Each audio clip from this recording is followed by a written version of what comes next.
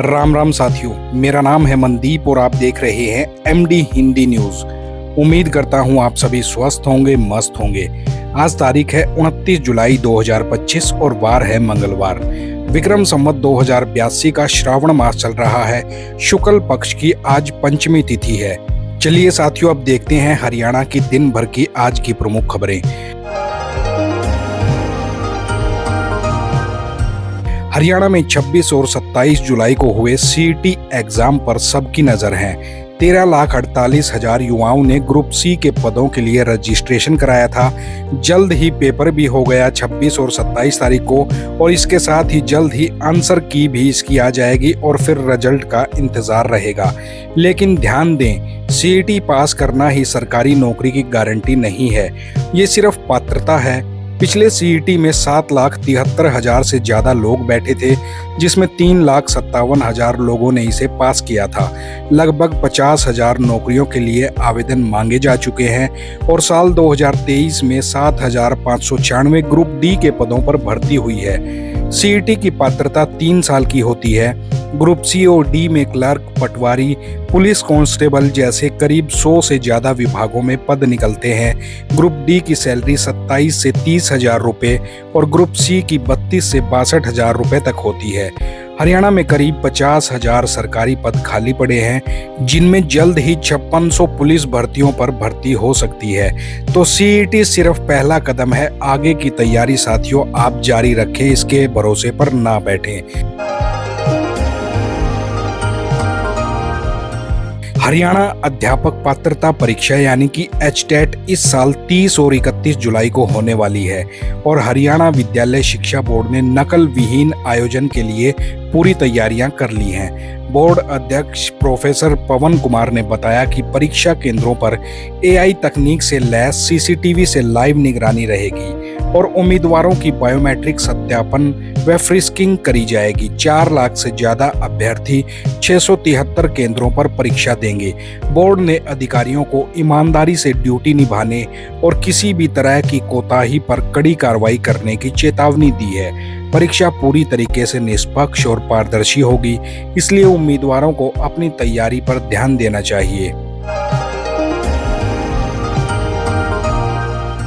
हरियाणा की राजनीति से जुड़ी एक बड़ी खबर सामने आ रही है। बीजेपी आज यानी कि मंगलवार 29 जुलाई को अपने विधायक दल की एक महत्वपूर्ण बैठक कर रही है।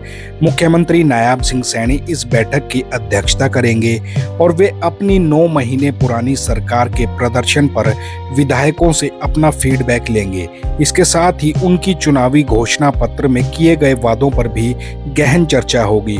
लेकिन इतना ही नहीं, मिशन 2029 पर नजर रखते हुए बीजेपी उन 42 सीटों को जीतने की रणनीति बना रही है जो उन्होंने पिछले विधानसभा चुनाव में गंवा दी थी। मंत्रियों और विधायकों को इन निर्वाचन क्षेत्रों की जिम्मेदारी दी गई है ताकि वे जनता की समस्याओं का समाधान कर सकें और सरकार सबका साथ सबका विकास की प्रतिबद्धता को दर्शा सके। ये सब जमीनी स्तर पर काम करने और भविष्य के लिए तैयारी करने के बारे में है। कुश्ती जगत से एक बड़ी खबर निकलकर सामने आ रही है। बुल्गारिया में होने वाली अंडर 20 महिला विश्व कुश्ती चैंपियनशिप के लिए भारतीय टीम का ऐलान हो गया है। दिल्ली में हुए ट्रायल्स में देश भर से 42 पहलवानों ने हिस्सा लिया और आखिरकार 10 सदस्यीय टीम चुन ली गई है। सबसे खास बात यह है कि इस टीम की 7 बेटियां हमारे हरियाणा से ही हैं। सोनीपत की काजल को 72 किलोग्राम वर्ग में मौका मिला है, जबकि चरखी दादरी की नेहा सांगवान 59 किलोग्राम वर्ग में अपना दमखम दिखाएंगी।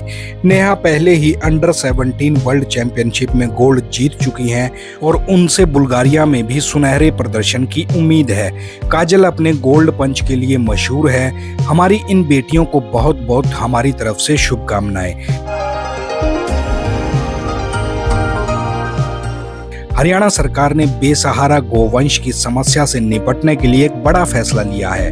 अब अगर कोई अपने पालतू गाय या बैल को सड़क पर खुला छोड़ देता है तो उसके खिलाफ एफआईआर दर्ज करी जाएगी।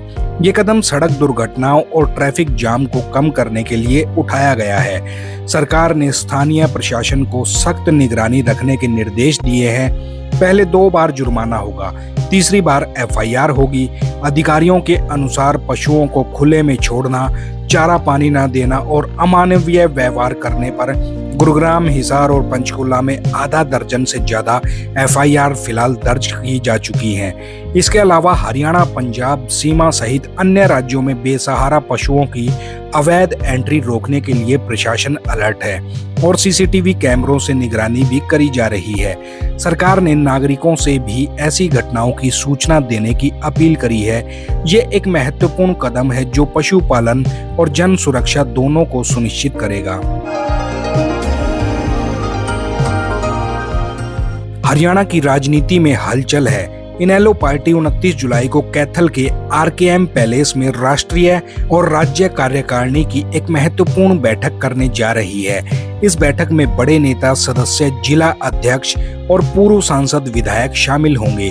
प्रदेशाध्यक्ष रामपाल माजरा ने बताया कि राष्ट्रीय अध्यक्ष अभय सिंह चौटाला सभी से उनके कार्यों का लेखा जोखा लेंगे और जिम्मेदारी ठीक से न निभाने वालों पर कार्रवाई करी जाएगी।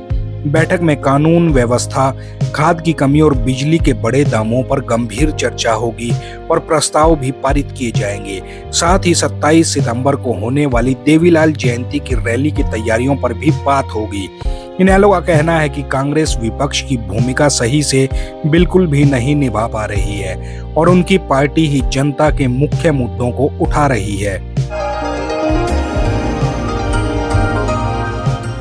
करनाल में जननायक जनता पार्टी के युवा प्रदेश अध्यक्ष दिग्विजय चौटाला ने इंद्री के शेरगढ़ टापू में युवा जोड़ो अभियान के तहत हुड्डा और कांग्रेस पर तीखा हमला बोला है। उन्होंने कहा कि कांग्रेस में एक म्यान में 5 तलवारें हैं और इस अंदरूनी कलह के लिए सीधे तौर पर भूपेंद्र सिंह हुड्डा को जिम्मेदार ठहराया है, जिन्होंने पार्टी को बांटने का काम किया। चौटाला ने इनेलो और भाजपा के बीच गुप्त समझौते का भी आरोप लगाया है। दावा किया है कि दोनों दलों ने भाजपा को फायदा पहुंचाने के लिए सिरसा, रानिया और डबवाली जैसी सीटों पर जानबूझकर कमजोर उम्मीदवार उतारे। उन्होंने यूरिया की किल्लत को लेकर सरकार पर भी सवाल उठाए और कहा कि किसानों को ऐसी कठिनाई पहले कभी नहीं झेलनी पड़ी, खासकर जब दुष्यंत चौटाला डिप्टी सीएम थे। ऑपरेशन सिंदूर पर उन्होंने स्पष्ट किया कि ये सेना का पराक्रम है और इसे राजनीति से बिल्कुल भी जोड़कर नहीं देखना चाहिए। हरियाणा से एक अहम खबर आ रही है। आने वाली 1 अगस्त को राज्य के 5 जिलों में एक खास मॉक ड्रिल का आयोजन किया जाएगा। इस अभ्यास को सुरक्षा चक्र का नाम दिया गया है।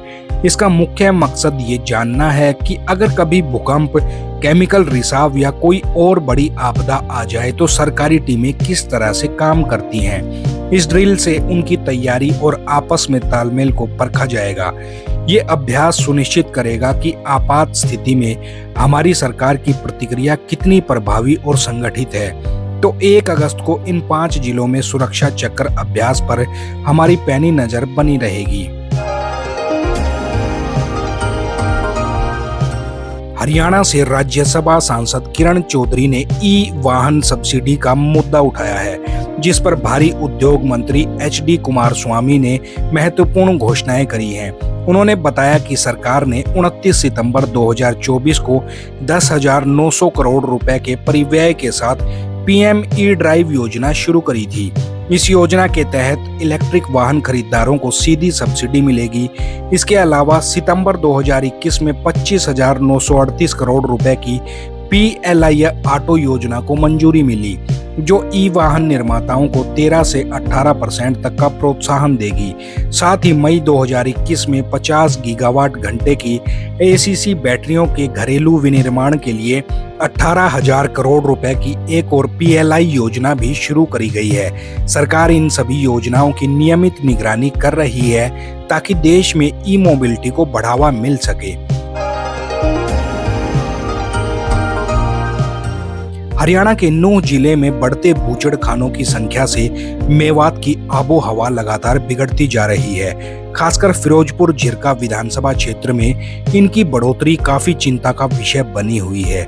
इन बूचड़खानों से निकलने वाले अवशेषों को खुले में फेंकने से इलाके में गुस्सा है, जिससे लोगों में गंभीर बीमारियों का खतरा सता रहा है। मांडीखेड़ा और काटपुरी जैसे गांव के पास स्थिति और भी ज्यादा खराब है, जहां बूचड़खानों की बदबू 10 किलोमीटर तक फैल रही है। सोमवार को सामाजिक संगठनों ने फिरोजपुर झिरका के एसडीएम को ज्ञापन सौंपकर बूचड़खानों का निर्माण रोकने और मौजूदा बूचड़खानों पर कार्रवाई करने की मांग करी है। सामाजिक कार्यकर्ताओं ने बताया कि मेवात भगवान कृष्ण की पवित्र भूमि है और ब्रज 84 कोस परिक्रमा क्षेत्र में आता है। इस पवित्र धरती पर 50 से अधिक बूचड़खानों को लाइसेंस फिलहाल दिया जा चुका है, जबकि यहाँ यूनिवर्सिटी और उद्योगों की ज्यादा जरूरत है। लोकसभा में ऑपरेशन सिंदूर पर गर्मागर्म बहस हुई। रक्षा मंत्री राजनाथ सिंह ने भारतीय जेट तबाह होने पर कहा कि परीक्षा में रिजल्ट अहम होता है, पेंसिल पेन गुमने से कोई फर्क नहीं पड़ता। उन्होंने दावा किया कि सेना ने आतंकियों को उनके घर में घुसकर माताओं बहनों के सिंदूर का बदला लिया है और मकसद था आतंकी ठिकानों को तबाह करना, जो हासिल भी किया।